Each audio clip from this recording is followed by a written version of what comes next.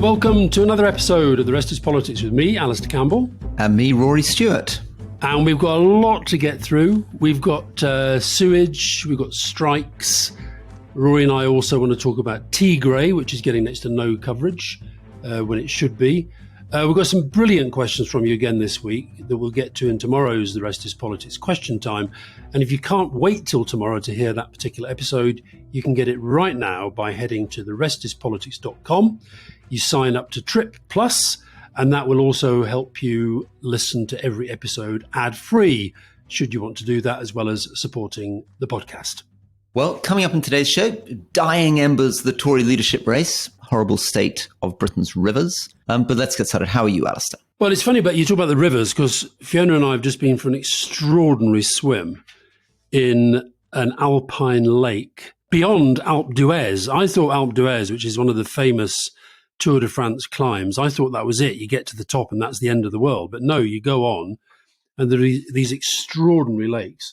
And so we were swimming there. And do you know what, Rory? It was possible to swim without anybody telling you should keep your mouth closed at all times, which is what the advice is now if you swim in parts of the sea off the United Kingdom coast. If I can tempt you up to the Lake District, I think you could probably swim in one of our lakes up there without having to keep your mouth closed.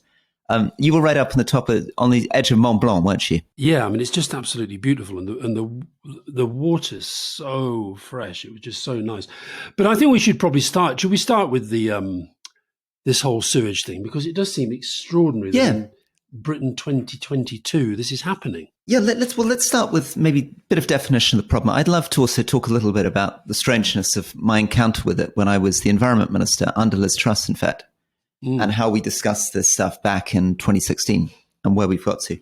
But yeah, starting with that, I mean, basically we're dealing with a situation in which a lot of sewage is now being released into our rivers and onto our beaches, and much more than was the case in the past. And people are pretty disgusted, right? Well, you mentioned there that you worked for Liz Truss, and I see that Pippa Crerar, who's moved from the Mirror to the Guardian, the Mirror where she did the Partygate story, she's got a very important story, I think, in the Guardian, where she's detailing, and maybe you were part of this, Rory, you may have to fess up here, she was detailing the cuts that Liz Truss made in the budget for tackling water pollution between 2014 and 2016, when she cut Environment Agency funding by £235 million, including £24 million, which was for environmental protection, including the surveillance of water companies in the prevention of dumping raw sewage. So Labour is running the line that Liz Truss has sewage on her hands. Is the sewage on your hands as well, Rory? You're absolutely right. The sewage on Liz Truss's hands is also the sewage on my hands. And I've been really interested in the story. So as you said, we're in a situation where I think 335,000, I don't know, is it 335,000 tons or hours? But anyway, 335,000 something's going on with our sewage. I think 375,000 times raw sewage has been discharged into English rivers in the last year. You can't have hours of sewage. Surely that's not a metric we need, Rory. It is disgusting, and people are reporting that they're going swimming off beaches and they're having to leave the water because pieces of human turd come floating past them while they're going for their swim. People are obviously getting waterborne diseases. So how do we end up in this situation? I think. So I'm now going to play the role of trying to explain what it's like being a minister dealing with these situations and how we got ourselves in the poo, as it were, or my memory of how we got ourselves in the poo. So first thing to understand is that the British system basically has our sewage and our water flowing in the same pipes. And in a sensible modern system, you don't do that. You put your rainwater in a different pipe to your sewage. If you put your sewage and your water in the same pipe and you get a lot of rainfall, you get the sewage potentially overflowing out of that pipe. And you can overflow it in one of two places. You can either overflow it close to the location, so close to people's houses, schools, and that sometimes happens. I remember as an MP in Cumbria, the lot of sewage on the edge of people's houses in Penrith, or you put it into rivers, which was traditionally, of course, what we always did in Britain. The cost of actually changing, or this is what we were told, and it was true, but the cost of actually changing to a system where the water drainage and the sewage was separate, we were told was between 350 and 600 billion pounds. And that probably would have £1 billion, and that would have landed on people's bills. So that would have meant for the next 30 years, you'd be paying £600 to £1,000 more on your water bill to try to sort it out. At the same time, we were told, and I think this is true, that the actually water quality had been improving in Britain. Whereas when you came into office, I think only a third of our beaches were clean. By sort of 2019, 2/3 of the beaches were considered excellent. And partly because we were following directives and guidelines set by the European Union. Absolutely, who are pushing for very, very high water quality. And then we come to the weird thing of priorities, which is at the same time as people were asking for more investment in sewerage and water, we were dealing with a situation when I came in where the first thing I heard when I arrived at my desk was that I think 63,000 people a year were dying prematurely of air pollution in the country. And I was trying to work out how we could get hold of a few hundred million to deal with air pollution. And then the flooding kicked off. And I think a lot of this problem is resources were diverted to try to deal with the flooding, particularly because of what happened in 15, 16. But how much of the problem, Rory, is this sort of a trend that we're now seeing with Liz Truss, is that she is, for whatever reason, an ideological cutter. She believes in the small state. And, you know, you've talked before about how when you did work for her, she sort of kept telling you, one, not to be interesting, and two, could you keep finding things to cut? Now, if that becomes an ideology, is this what we end up with? It's definitely an example of the risk here. So I think the Environment Agency budget, if I remember, was up at about sort of £2.5 billion a year. And so I think when they cut whatever it was, 200 million, the argument was that that was less than 10% of the budget and they could find the savings. And what happened in this case is we moved to a situation in which the water companies were supposed to regulate themselves. And that was a very, very bad idea. I think privatization in water had some successes. It kept the bills at about £1 a day per person. But it only works when you have really tough regulation. This kind of privatization only works if you have tough regulation. In this case, the regulation was watered down so that you didn't have the EA monitoring enough what these companies were doing. Very interesting piece by Camilla Cavendish, who worked in David Cameron's policy unit, and I think a genuinely insightful and bright conservative, if I can say that. I think she's still a conservative. But she had a piece I think it was in the FT this week, essentially saying her view, water privatisation has to go down as a failure. And I just wonder what you thought of that. There were I don't know if you saw, Rory, I think we had more questions this week on this sewage issue than anything else, bar none. It was overwhelming. And one of them was very much directed, you having last week, this is from Peter Collis, following Rory Stewart's very un-Tory-like condemnation of energy company excess profits, what does he make of the water companies' behaviour? So I was a defender of water privatisation. I know it's very unpopular, actually. I think overwhelming majority of the population would like to renationalise water. But as a little bit it was true with British Rail, we forget just how filthy our beaches were when it was nationalised. And the problem, of course, with water when it was nationalised is the investment in water was competing with investment in health, pensions, and everything else we needed to spend money on. So there was huge amounts of leakage, huge amounts of filth. During 30 years of privatization, leakage went down by about a third, and the beaches went from about a third being excellent to 2/3 being excellent. And it was achieved with costs to the consumer remaining the same. Basically, they didn't move in 20 years in real terms. So looking at 2016, I concluded that it had been a success, but my lesson now is if you're going to do it, you have to regulate the hell out of it, that privatized companies only work if you really regulate them hard. Rory, I was looking up, vaguely remembering that Scottish Water was publicly owned still. So I was checking out Scottish Water to see just, what the status was.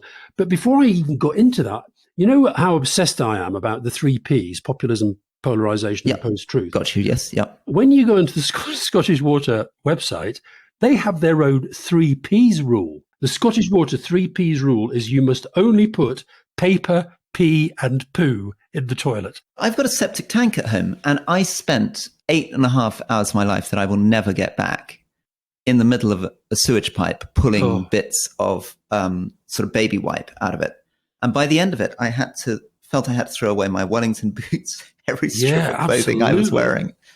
But no, I developed a really strong view about people who put baby wipes down. Well, if loose. you go onto the Scottish Water website, you will find that the lead item is Nature Calls Bin the Wipes, and they are leading a campaign to get all plastics taken out of wipes. Apparently, it's the plastic in the wipes. I think, and I'd also encourage, if we want to really achieve this campaign, I do think that spending 7-8 hours trying to clean this stuff out of a septic tank is a good training not to put a wipe down the loo. So I think every MP should spend at least 7 hours a week in a septic tank. You very nobly admitted that there is sewage on your hands and sewage on Liz Truss's hands, but there's also sewage on the hands of all these Tory MPs who voted against the Labour amendment to the Environment Bill in the Commons last year. And I do think this is, I'm going to try not just to be the sort of party political hack here, but I do think this is important. So Labour tabled an amendment to the Environment Bill that would have given a legally binding end date for sewage discharges and targets along the way. And some Tories voted for it, but it was defeated. And it was defeated in part because this is just politics. This is what the governments and whips offices do. The government promised their own amendment, and which they said to their kind of would-be rebels on the Tory side that it was going to do the same thing. But when that amendment finally appeared in the House of Lords, it committed water companies to a totally unspecific reduction with no targets and no deadline. And that meant that just reducing your sewage discharge by, half a litre in 5 years, that would still be lawful. And that's what Tories voted for. And I think this is why it is cutting through to the extent that it is.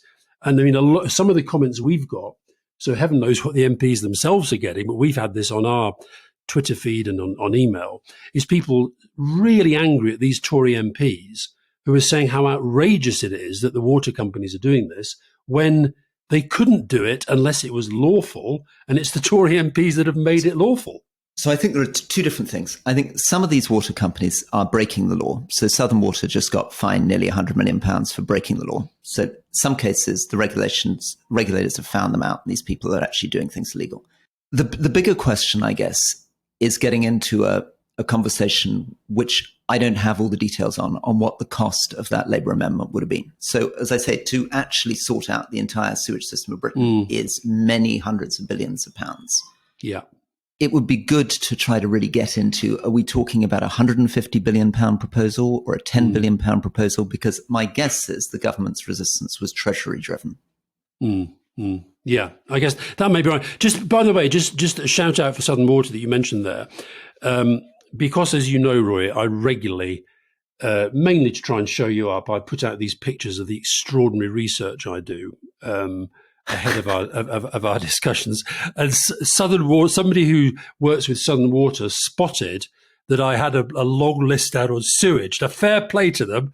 They sent me a rebuttal which says we are investing £2 billion between 2020 and 2025, and also made the point, which again, I must admit I didn't know, because this is a point that gets made the whole time. All they do is pay dividends to shareholders rather than invest. We've paid no dividends to shareholders since 2016, 2017. So at least they're trying to get in there. That's very smart. You mean he spotted it on your desk? You put out your tweet and he was reading the handwriting on your desk There was somehow reading my absolutely appalling mixture of longhand, and it was just a lot of stats about sewage. I want to give credit to the energy and innovation of that employee in Southern Water who should be promoted immediately. I think it may have been a freelance, but anyway.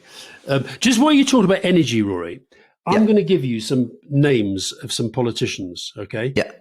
And I want to ask you whether you can tell me what they all have in common, okay? Okay. Yep. Peter Carrington, Lord Carrington. Yeah. Eric Varley. Yep. Tony Benn. Yes. Nigel Lawson. Yes. Peter Walker. Cecil Parkinson. John Wakeham. No idea. They're all big names. Would you say they're all quite big names? They're all big names, but I'm really struggling. I was sort of going on resignation with Carrington. No. Then when you got on to Ben, I thought it was some public school thing you were doing. I'll tell you what it is. Okay, well, I'll tell you what. Listen, this was a very difficult question. You should not feel bad about not knowing this. The answer is they were all secretaries of state for energy. And until 1992, energy was a cabinet seat job. It was abolished by John Major. He made it part of the DTI. That stayed the same throughout the entirety of the time that New Labour was in power until Gordon Brown in 2008 created the Department of Energy and Climate Change, and that was Ed Miliband, Chris Huhne, Ed Davey and Amber Rudd. She was the last one. And then Theresa May, she transferred it to Bays. But I just think that's extraordinary. If you think that was clearly seen back in the days when I was a journalist, that's when I thought of this. I thought, energy was like a huge job. Is that not partly because of the fact that we needed to keep the lights on? I mean, it's partly because it was incredibly difficult for 20, 30 years to actually make sure that we were burning enough coal, keeping the lights on, etc. Yeah, but isn't that where we're heading now? Well, we definitely, I mean, I think the logic of tying it to climate change makes a lot of sense. You've been looking at German energy policy too, haven't you? You're going to tell us about I think what's Germany? happening in Germany is fascinating. And Germany's actually got far bigger reserves of gas than we have. And yet they have just announced, the economy minister, Robert Habeck, has announced that offices are going to have to keep their temperatures at or below 19 degrees Celsius, 66 degrees Fahrenheit. Buildings, monuments and adverts will no longer be illuminated at night as part of the energy saving measures. Hanover has cut off hot water in public buildings, swimming pools, sports halls and gyms. Gosh, Hanover is pretty cold in the winter. You go to the swimming pool in the winter, get a cold shower. That's pretty tough. That's tough stuff. But this is back to Russia and Ukraine and their dependence. But so Russia has got this new little game going. I don't know if you followed this, but basically they've reduced supplies from Nord Stream 1. Now, because Nord Stream 2 has now been, put on ice because of Ukraine and sanctions, etc., Moscow has now announced that they've had to lower the gas flows because they had a turbine that had to be repaired. It was repaired in Canada. And now that they've said they can't get it up and running properly because of the Western sanctions against them. So it's a classic sort of Putin game. But what it means is that the gas flows, which were already operating at 40% of capacity, and that have now fallen to 20%. And that's why the Germans are having to bring in these really dramatic measures. And I think we will. I think there's a danger that we will end up there if we're not careful. And the point I was making about the Secretary of State, I mean, here's one for you. Who is the current energy minister? Blimey, is it something in Kwasi Kwarteng's responsibility? Is it in his department? Apparently it's Anne-Marie Trevelyan. Ah, yes. Now, I didn't know that until I looked it up, so I'm not criticising you for that one either. We're coming to the sort of dying embers of this Tory leadership race, aren't we? And it looks almost certain as though Liz Truss is going to come through. I mean, the latest figures, unless she has some incredible gaffe, which oddly in this new world of politics, gaffes don't seem to undo you, do they? I mean, I was always hoping this with Boris Johnson, that he'd say something so daft that he'd blow up before he made it through. So she's probably going to be Prime Minister, isn't she? And we've already got a sense, I think, of what her cabinet's going to be. And there was a very interesting Bloomberg article. I don't know how accurate it is, but they were suggesting Chancellor Kwasi Kwarteng, Foreign Secretary James Cleverly, Home Secretary Suella Braverman, Education Secretary Kemi Badenoch, Environment Secretary Ranil Jayawardena. And Jacob Rees-Mogg, Secretary of State for Levelling Up. I mean, that's what made me think the whole thing was a spoof. I mean, Jacob Rees-Mogg, Secretary of State for Levelling Up. And Suella Braverman as Home Secretary, that one. So we've had an Attorney General who thinks it's okay to break the law. So she gets put in charge of law and order. Is that where we're heading? Yeah, it's pretty amazing, isn't it? But just a couple of things about that. I mean, the first thing, I guess, is that is very, obviously, it's a much, much more diverse cabinet than we've ever seen before, if that happened. Very interesting. 5 very senior jobs. Secondly, it's a very young cabinet. We're going to be looking at a situation in which almost all of them are going to be in their late 30s, early 40s. And I was thinking about the way in which Brexit has created a total break with the past. It's effectively meant that any of the people who were in Theresa May's cabinet or David Cameron's cabinet, let alone the sort of conservative governments before that, have been pushed aside, and the party's now being dominated by people who came in 2015. No, it's a new party. The Tory party's become the Brexit party, and now it's become the post-Brexit party, and it's even more right-wing. Just on this diversity point, though, I was at an event recently where Fiona was chairing an event, and I was in the audience, and Simon Woolley, Lord Woolley? Simon Woolley, who started Operation Black Vote, and he and I were chatting afterwards, and it was at a time when one of the narratives was going, isn't it amazing that you've got all these non-white faces in the Tory leadership? And he made the point that they may be non-white. But what he did say was he'd never felt that these were people who really felt that they were part of the struggle to try to get better rights and representation for ethnic minorities. And I thought that was a fair point. And the other thing, I know Rory, and I was desperate to try and get through the whole programme without mentioning it, but Kwasi Kwarteng, isn't he another one who went to your bloody school? He definitely went to Eton, but actually a lot of the others came from much more straightforward backgrounds. So it's a very different. I mean, it's not a Tory cabinet that I would like. I think it's becoming much, much more right wing. Well, I think Kemi Badenoch, some of her ideas are so far to the right, they terrify me. And I think the idea of her in charge of education just horrifies me. But it is very interesting that if we ended up with a cabinet like that, it would be much more diverse than the Labour shared cabinet. Yeah, for sure. And that becomes a problem for Labour, for sure. But I think it was, you and I, should we let our listeners in on a secret that we did a joint interview yesterday for Spiegel magazine, Der Spiegel in Germany. And you said something that I'd not heard you say before about Liz Truss that I found fascinating. You said that she sits in meetings and tests people on their mental arithmetic. What's all that about?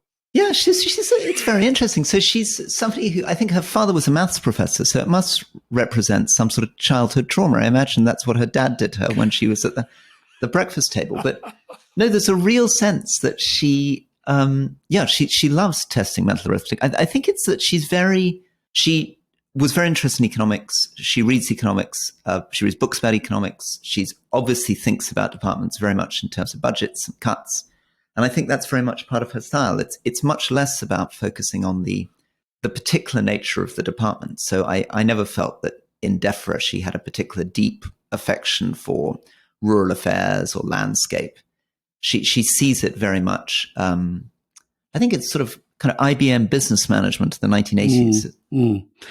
Was that your sense of her? I mean, because you'd said on one of the earlier podcasts that when you were both backbench MPs and she said to you she couldn't understand why you were remotely interested in foreign affairs, she couldn't think of anything more boring. And then, of course, now she sort of parades as the foreign secretary. I mean, do you think Matthew Parris had a brutal piece about her at the weekend where he said that the one thing she's got is this sort of overweening ambition. I mean, do you think that's all there is, or do you think there's more to it? Well, it's a fascinating piece. I mean, Matthew is a very loyal Tory who's always trying his best to make excuses for the Conservative Party.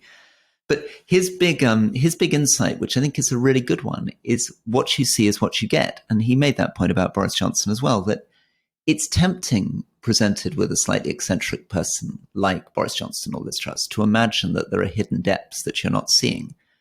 But generally, the truth is that what you see is what you get. There isn't a whole dimension of hidden depths, that they are as they appear. It's if nobody's seen it, do look up Matthew Parris on Liz Truss. No, it was. I mean, the headline was something like, there really is no more to her than meets the eye. And the thing about so what was she like then? What people who are going to work for her now, you having done that, what was your feeling towards her as a junior minister when she was the Secretary of State? Did you get any sense of? I found it quite traumatizing. I mean, it may be my personality type. I always felt that I was sort of rushing from pillar to post. She'd stop me in the lift. She'd say, "Where's the 25-year environment plan?" And I'd rush off and I'd try to write the 25-year environment plan. And then it would turn out she'd asked 3 different people in the department to write it as well. So we were writing these plans in parallel. And she's quite a sort of one of my great moments was I was sitting again with the 25-year environment plan. She'd rejected, I think, the 4th draft of it and said, "This is absolutely, this is not at all what I want. Go and rewrite it." And finally, I plucked up the courage to say, "Secretary of State, what is it that you don't like about it? Is it A? Is it B? Is it C? To help us redraft it." So she said, "Rory, I think everyone else around this table knows what I don't like about the plan." And all the other civil servants kind of nod like this. And when she leaves the room, I turn to them, I say, "What is it?" And they go, "Oh, I'm really sorry. I was just a bit scared there. Sorry not to back you up." Do you think she tries to, does she operate a little bit by fear? Well, it's very difficult to know because she also has this sort of big smile. So you're never quite sure whether the whole thing's a joke. But she certainly likes provoking and teasing. That's very much her style of leadership. All right, Rory, let's go to a break.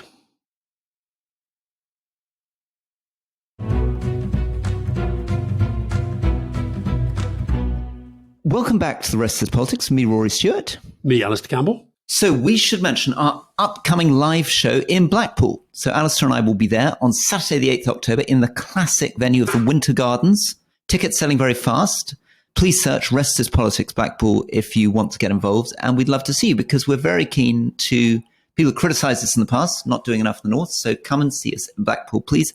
And Alastair, you must have some tales about Blackpool. I have a lot of tales about Blackpool. A lot of our best and worst party conferences were there.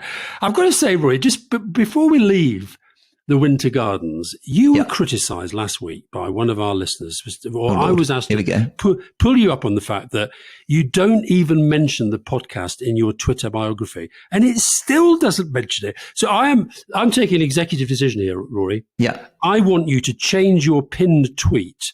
Which was on the 14th of the 7th, all about plugging some BBC Radio 4 program you did. I think you need to change your pinned tweet to have a link to the Winter Gardens Blackpool, October the 8th.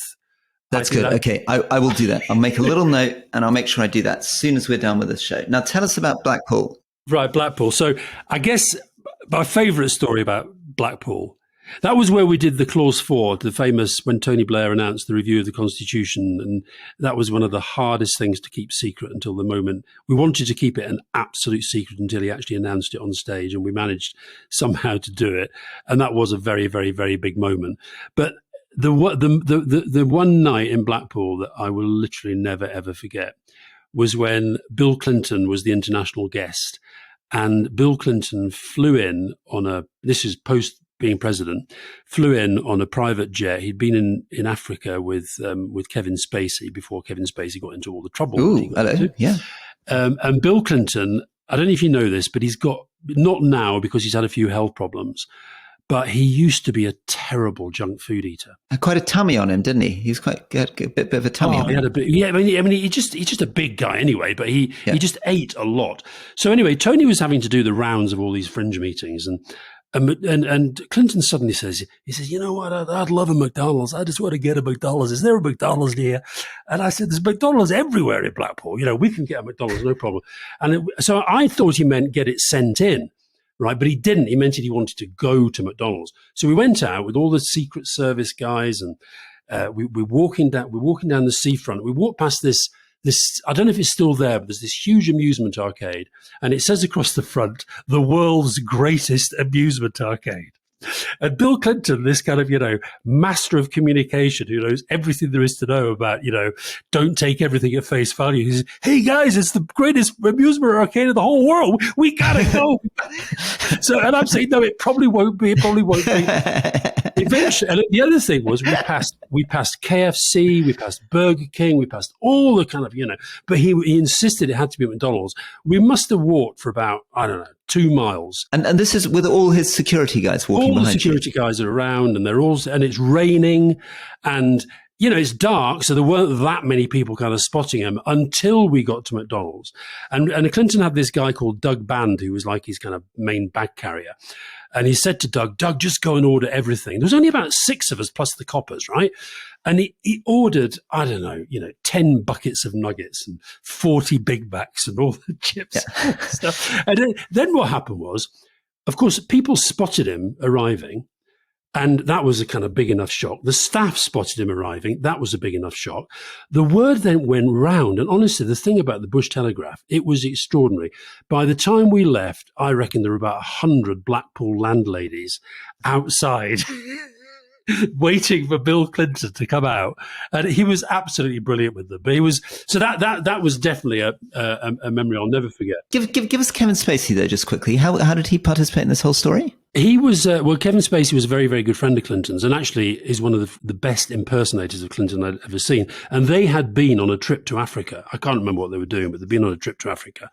And so they were just friends, I think. Well, so I've got a little Kevin Spacey story of my own. So I met Kevin Spacey after a performance at, I think it was... It was at the Old Vic. Old Vic, thank you. Old Vic, thank you very much. Old Vic, well done, thank you. We then had dinner together at... this is my name drop for the century, at Mayor Bloomberg's house. So I'm sitting there with Kevin Spacey, and I'm really flattered. He's taking a sort of unusual interest in me. And after the event, I get a little text from Kevin saying, Rory, let me just tell you, there's a live court case going on. Just be careful where this is going. saying, Rory, how are you? Really lovely to meet you. And I'm like, oh, this is great. And I say to Shoshana, this is extraordinary. I didn't know this kind of Hollywood celebrity.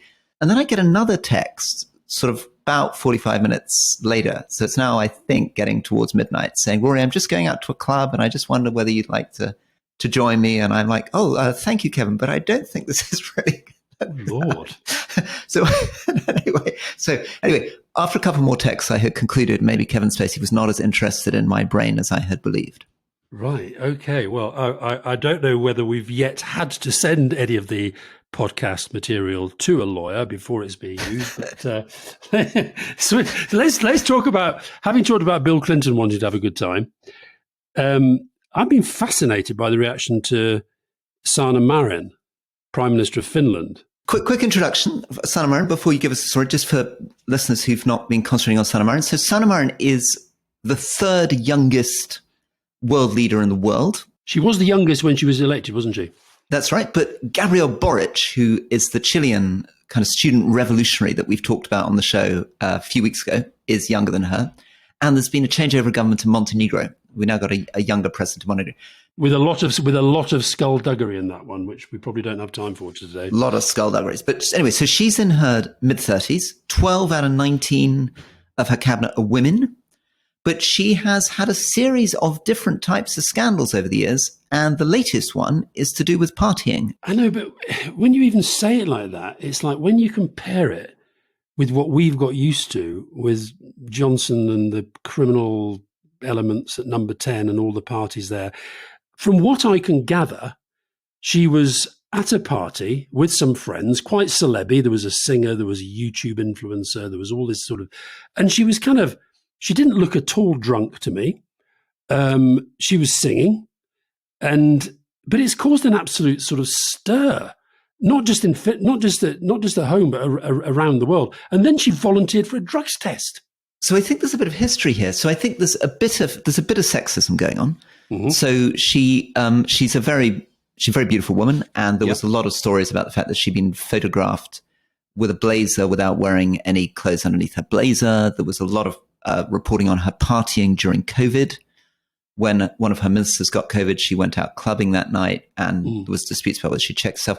There was also scandals about her spending €845 a month on food when she was in the presidential prime ministerial residence. So she's now paying for her own breakfast. But I think somewhere underlying all this reporting is a sense that people are still struggling to come to terms with the fact that they have this very glamorous young woman as their leader. And I think the partying is being used as a bit of a proxy to get at her. Yeah, but because you'd think, wouldn't you, that, a country that's one of the smaller countries in the world, got a pretty good reputation, but actually having somebody like her as prime minister, I think ought to be seen as a kind of net positive. And plus all the stuff you said there about very, very diverse cabinet and so forth.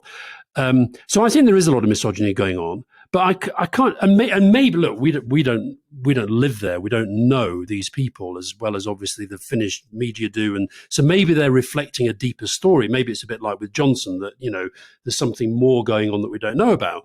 But I do think that when you compare it to the whole sort of Partygate thing, it just strikes me as a kind of a bit of a non-story. I also think it's interesting because she's part of this trend that I'm obsessed with, because I'm about to be 50 in January, with everybody getting younger and younger and younger. I was just saying Hollywood stars are just not even going to look at you twice. Kevin Spacey's not going to send me a text anymore. I've got to say that I'm 65, Rory, and I still get a little bit of, I'm sure you do. You're a much better looking man than me. So coming back to the use of politicians, I was pointing out that almost whoever becomes the prime minister now in Britain, we will have had 3 of the youngest prime ministers in 200 years out of the last sort of 4 or 5. Yeah. And this is happening all around the world. But what's interesting about Sanna Marin is that I always thought that this is a bit like the Gabriel Boric phenomenon in Chile, which is that it's because we're living in a populist age and people are looking for more anti-establishment revolutionary figures. But Sanna Marin has actually the person who's done the rather brave and difficult task of pushing through Finland's application to join NATO. Hasn't she also with Estonia? She's taking the lead as well in in not issuing visas to Russians who might want to travel there at the moment as well. Right. I didn't know that. She's also pushed very hard on reducing 90% reliance on Russian gas. So I think she's a really interesting figure. Someone who entered politics, I think, at the age of 20, kind of classic professional politician.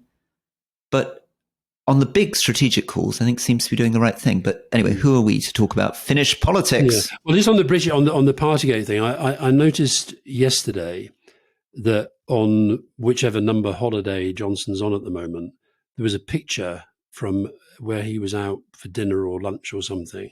And in the picture, right next to him, was somebody that you may know, a guy called Henry Newman, friend of Carrie, was special advisor, I think, to Gove, or I can't remember. Yeah. But then somebody pointed out that the way that Johnson got out of the being done for the so-called ABBA-themed party was that he was there interviewing Henry Newman for a job. Well, that's completely outrageous because he knows Henry Newman incredibly well. Henry Newman is one of the best friends, I think, of Carrie Symonds and always has been. There's never been any secret about that. So very odd that the police bought that line. So I really, really, really do think, I mean, watching the Daily Mail and Nadine Dorries and these people try to stop this Privileges Committee investigation into whether Johnson misled, aka lied to Parliament, is frankly one of the most pathetic and demeaning things I've seen. And I really think it is absolutely vital that Johnson, Carrie Symonds, Newman, the lot of them are asked on oath about what Johnson said, what Johnson knew, and what he said to Parliament about what he knew.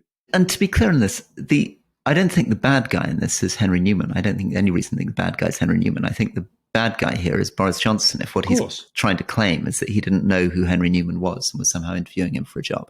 No, Henry's a very well-known figure in the Conservative Party and a very close friend of Carrie's. Now, you wanted to talk to us a little bit about Ethiopia. Give us a bit on Ethiopia. Well, first of all, before I do that, Rory, let's just more broadly on Africa. I think we should be pleased about this. Don't take this badly, okay? Oh, God. Here we go. No fewer than 2 Quai d'Orsay diplomats, that's the French Foreign Office, got in touch to say that they thought you in particular were a little bit harsh on the French in regard to Mali. Oh, go on. Tell us what they say. Can I argue back against them? Yeah, then you can argue back. Well, one of them. So basically, their basic argument is that the French used several thousand troops, and it succeeded in preventing Mali from falling into the hands of jihadists, and which could have led to the destabilization of the entirety of West Africa. That if they hadn't intervened 9 years ago, Mali would be a caliphate, allied to the Islamic State by now, and other governments could have been toppled or destabilized. And the reason France withdrew is because there have been not one, but 2 overthrows of government. The first one was by a military junta, and the French were not at all happy, but thought, well, we've got to stay for the long term. The second time, even worse, and they decided, and then they got their ambassador was kicked out. The Malians brought in the Russians. You've just put your finger on what the problem is here. So on the one hand, the whole thing is a great success, and on the other hand, they're saying we had to leave because there are 2 military coups. Our ambassador was kicked out. The Russians have taken over, and the Wagner Group is swaggering around shooting up civilians. So you were talking about their withdrawal, and as if they were turning their back on it. I think the point they're making is up to the point where it became a government they could no longer work with. The French are arguing that it was a success, and they have support. They have support in this, Rory, from an independent voice. This is somebody I met last week. Yeah, Sophie Pedder. She is the Paris bureau chief of The Economist. She's also a keen listener to the podcast, like the Quai d'Orsay. And she said the same. She said she felt you were very, very harsh and that you maybe should have just been a bit more rounded in your assessment. Lovely. Well, on Mali, let's try to frame this. So it's definitely true that their intervention prevented an Islamic Caliphate takeover, almost certainly. Had they not been there, an ISIS-affiliated group would have swept in and taken the capital.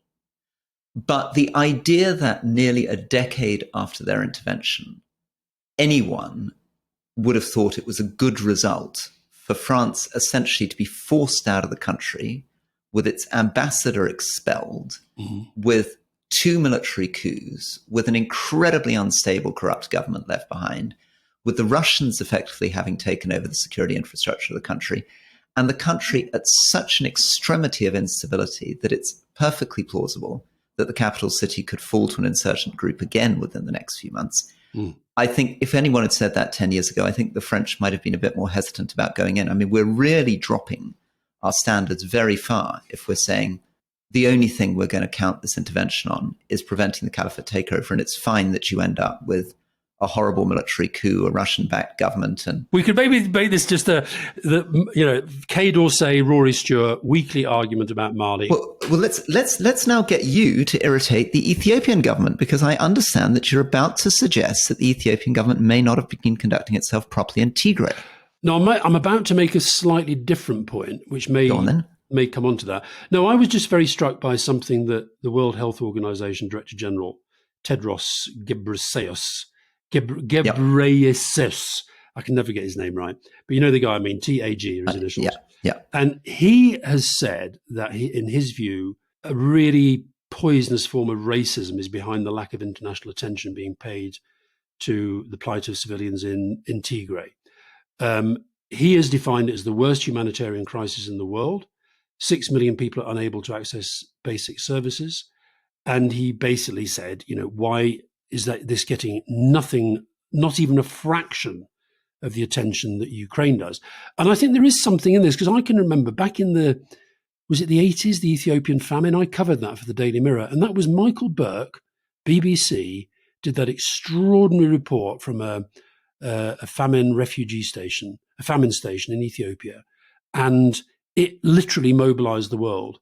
And I just wonder whether this is whether we're really here talking about compassion fatigue, and also about the fact that because the Ethiopian government did try to consolidate their power in a way that they wanted to essentially bring lots of the different parties together, turn them into one party. And the Tigray People's Liberation Front, which has been a very powerful entity in the history of modern Ethiopian politics, they refused. The Ethiopian Prime Minister then decided, because of COVID, there would be no elections. The Tigrayans went ahead with their own, and the Ethiopian government reacted against that. And there's now this terrible civil war and very little international attention. So it's very, very, very sad. So Ethiopia was one of the great success stories of Africa, having gone in the 1980s, as you say, from having been one of the very poorest countries on earth under a crazy left-wing government with huge ethnic bias that was deliberately starving their population in the north. It then recovered and had almost, decades of nearly 8% economic growth. It was one of the few countries, along with Rwanda and possibly Botswana, that people were really pointing to in Africa as an incredible development success. And when I was at DFID, we were putting in hundreds of millions of pounds into Ethiopia and really talking about it as a model for the world. And in 2019, the Ethiopian Prime Minister, who I know a little bit, Prime Minister Abiy, got the Nobel Peace Prize. Yeah. So it was the real success story. And then in the last 21 months, everything has gone upside down. And that is this incredible fight between Tigray and Abiy's forces. And interestingly, that Tedros comment, so Tedros is from Tigray. So he was part of the kind of ruling ethnic elite. And he was one of the ministers in the Ethiopian government before he became the WHO chief. Yeah. He's been attacked by the Ethiopians. So he was trying, I think, largely to say to the international community, you're putting all this money into Ukraine and you're ignoring people in Tigray because of their skin color. The Ethiopian government has gone completely furious and demanded that he resign because they think what he's saying is that they're accusing them of perpetrating a genocide against the Tigrayans. And even though he didn't say that, others have been saying that. Absolutely. And it's also an example of, we talk a lot about the difficulty of reporting. If you were to go online at the moment and try to get up to date on Tigray and look at the BBC, look at the New York Times, look at Al Jazeera, you would really struggle to keep up to date on what is happening in the civil war in Ethiopia, or indeed in the civil war in South Sudan, or any of these places. And there's a real desperate need, someone listening to this show, some dynamic young person of the sort about whom you're writing a book, should be setting up some easily accessible thing on the internet where one can get a really good, accurate weekly briefing on what's going on in countries like Ethiopia and South Sudan. It's so hard to do in situations like this. I, as a journalist, the other kind of connection I had with that part of the world at the time was I went to Eritrea when the EPLF, you've got the TPLF, Tigrayan People's Liberation Front, you had the EPLF, Eritrean People's Liberation Front, and of course they were, as it were, liberated. They got their independence. And the other element in this situation that's quite interesting is that the Eritrean then freedom fighter, who was like a kind of Che Guevara type figure, Isaias Afewerki, who has now become one of the world's most strongmen dictators. Yeah. He, according to the Tigrayans, he has been responsible. His troops have been responsible, presumably on behalf of the Ethiopians, for some of the massacres that have been taking place. Now, as you say, it's very, very hard to know whether that is true. It's very hard to have that verified. And when I was kind of digging into this in the last few days, you do tend to have to rely on both sides saying what they want you to hear, and then you have to kind of try and apply some judgment. And two big themes which are common in many of the conflicts. Firstly, the theme that you've got there, which is that Isaias goes from being the darling of the international community towards being an autocratic ruler.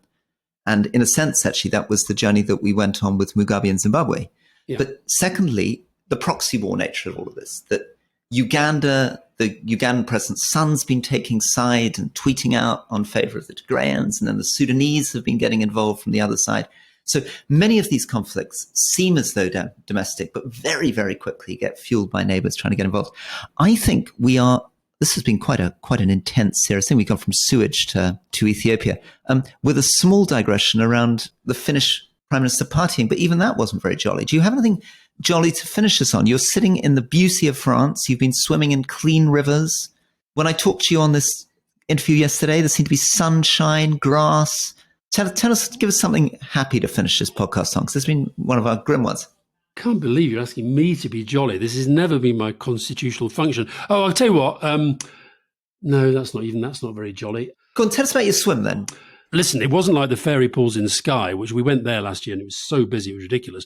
But no, there were 3 or 4 people wandering by. No, we knew we were going to go and swim. So Fiona took a swimming costume, I took my trunks, and we went in swimming with the dog. Beautiful. And all I will say, I'll tell you, this is a nice jolly thing. It felt in the alpine air, and the water was so fresh and so cool, it felt like pre-global warming world. But then I looked across at where the glaciers normally are dominant, and they didn't look quite so dominant. And we need to hear more about the dog next time. Look forward to talking to you all tomorrow.